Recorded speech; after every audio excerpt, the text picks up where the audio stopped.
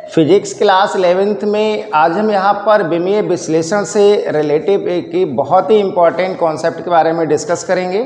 और यहाँ पर जो हम कॉन्सेप्ट डिस्कस करने वाले हैं, इससे मोस्टली आपके एग्ज़ाम में क्वेश्चन पूछा जाता है, यानी कि न्यूमेरिकल्स यहाँ से पूछे जाते हैं। तो देखो यहाँ पर जो हमने कॉन्सेप्ट लिया है ये बहुत ही इम्पॉर्टेंट है कि एक मात्रक पद्धति के मात्रकों को दूसरी मात्रक पद्धति के मात्रों में बदलना। यानी कि यहाँ पर आपको क्वेश्चन दिया होगा और आपसे कहेगा कि इसको एक मात्रक पद्धति से दूसरे मात्रक पद्धति में आपको बदलना है। जैसे मान लो MKS से हमें CGS में बदलना है, तो इस टाइप के न्यूमेरिकल करने से पहले हमें यहाँ पर इसका एक कॉन्सेप्ट जो है, यहाँ पर ये वैसे एक एप्लीकेशन है, ठीक है, इसको पहले क्लियर करेंगे। यानी कि यहाँ पर हम पहले फार्मूला ड्राइव करेंगे, फिर इसके बाद हम आपको इससे रिलेटिव इम्पॉर्टेंट न्यूमेरिकल सॉल्व कराएंगे।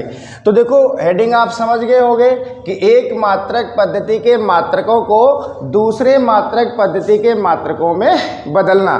इसको हमने इंग्लिश में भी लिखा है कि conversion of unit from one system into other system. तो देखो इसको कैसे हम लोग समझेंगे, देखिएगा यहाँ पर हमने कुछ मेंशन किया है, इसको हम समझते हैं कि किसी भौतिक राशि के आंकिक मान, किसी भौतिक राशि के आंकिक मान तथा संगत मात्रक का गुणनफल कैसा होता है बेटा, एक नियतांक होता है। पहले हम इसको समझेंगे, एक एक पॉइंट को समझेंगे कि किसी भौतिक राशि के आंकिक मान और संगत मात्रक का जो गुणनफल होता है वो कैसा होता है, नियतांक होता है। तो भौतिक राशि को आप यहाँ पर Q से दिखा सकते हो, जैसे मैंने यहाँ पर दिखाया है, Q से दिखा दीजिएगा। और आंकिक मान क्या होगा, इसको आप न्यूमेरिकल वैल्यू बोलते हो, ये n होगा। और संगत मात्रक को आप U से दिखा दीजिएगा, किससे, U से दिखा देंगे। समझ गए आप, आपने यही तो बोला, आंकिक मान और संगत मात्रक का जो गुणनफल होता है वो नियतांक होता है, लेकिन किसका, किसी भौतिक राशि के, किसी भौतिक राशि के। तो भौतिक राशि क्या हो गई यहाँ पर, Q, आंकिक मान n हो गया और संगत मात्रक U हो गया। इनका जो गुणनफल देखो NU लिखा है ना, तो ये गुणनफल ही तो होता है, ये इनटू में ही तो लिखा है, ठीक है, तो इसको गुणनफल बोलते हैं। इसका मान क्या होगा, एक नियतांक होता है।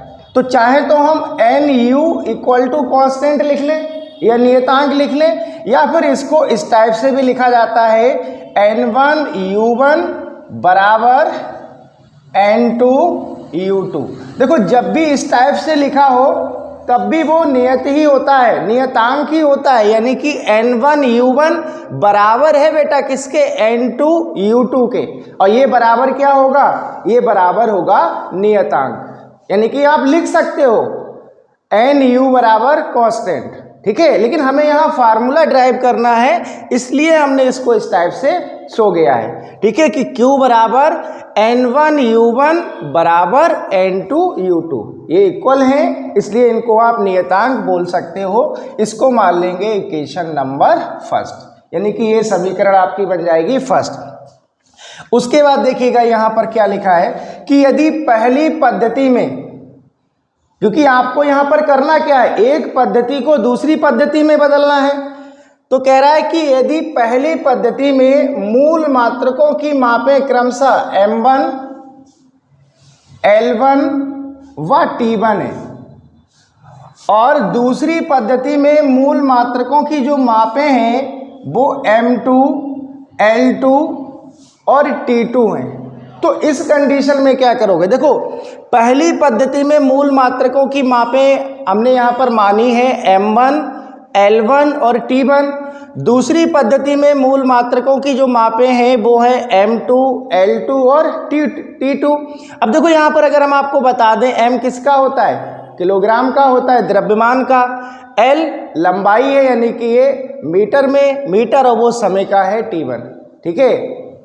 तो यहाँ से आप जब लिखेंगे तो आपको ये U1 दे रखा है, U1 कितना है, यहाँ से आप लिखेंगे U1 आपको दिया है M1, L1 और T1, ठीक है। और अगर आप इसकी घात लगा देंगे तो वो विमा को रिप्रेजेंट करेगा, तो यहाँ लिख सकते हो m1 की पावर a, L1 की पावर b और T1 की पावर c। तो देखो यहाँ से U1 कितना है आपका, U क्या था, देखो संगत मात्रकी तो है और ये मूल मात्रकी तो दिए हैं आपको mLT, यानी कि किलोग्राम, यानी कि द्रव्यमान हो गया, ये लंबाई हो गई और ये समय हो गया। तो ये क्या होते हैं, मूल मात्रक नहीं होते हैं, ठीक है।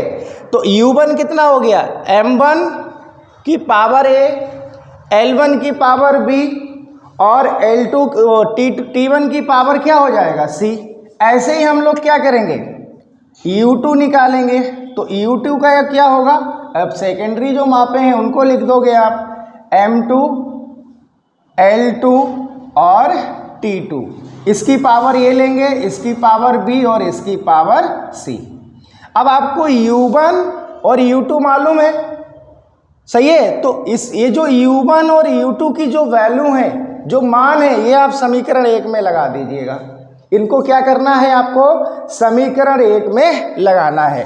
तो आप लिख लेना ये मान, या U1 और U2 के मान समीकरण 1 में लगाने पर, या आप इतना ना लिखें तो आप सिंपल लिख दीजिएगा कि पुट इन इक्वेशन 1, यानी कि ये मान समीकरण 1 में लगाने पर। तब देखो बेटा क्या होगा, N1, अब देखो U1 क्या है, U1 है आपका M1 की पावर a, L1 की पावर b और T1 की पावर कितना है, c है।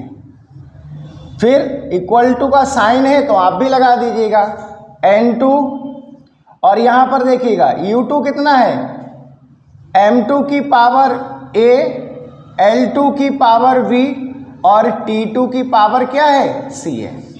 यहाँ से हमें निकालना क्या है, क्योंकि हम एक मात्रक पद्धति को दूसरे मात्रक पद्धति में बदल लें, तो यहाँ से हम N2 की वैल्यू निकालेंगे। तो जब आप N2 निकालोगे और आपको मालूम है N2 के साथ जो भी N2 में होता है वो इधर आके किस में आ जाता है, डिवाइड में आ जाता है।